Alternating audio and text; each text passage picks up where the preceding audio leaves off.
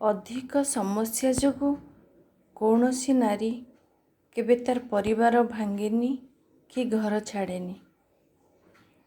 ନାରୀଟି ସେତେବେଳେ ଦୁର୍ବିସହ ହେଇପଡ଼େ ଆଉ ଘର ଛାଡ଼ି ଚାଲିଯିବାକୁ ବାଧ୍ୟ ହୁଏ କେତେବେଳେ ନା ଯେତେବେଳେ ତାକୁ ଭଲ ପାଇବାର ଅଭାବ ହୁଏ, ତାକୁ ମାନସିକ ଆଉ ଶାରୀରିକ ନିର୍ଯାତନା ମିଳେ, କିମ୍ବା ତାର ସ୍ୱାମୀର ଭଲ ପାଇବାର ଅଭାବ ହୁଏ। ଗୋଟେ ସ୍ତ୍ରୀ ଲୋକ ସବୁ ଦୁଃଖ ସହିଯିବ ଯଦି ତା ସ୍ୱାମୀର ସାହସ, ଭଲ ପାଇବା, ସାନ୍ତ୍ୱନା ତା ପାଖରେ ଥିବ।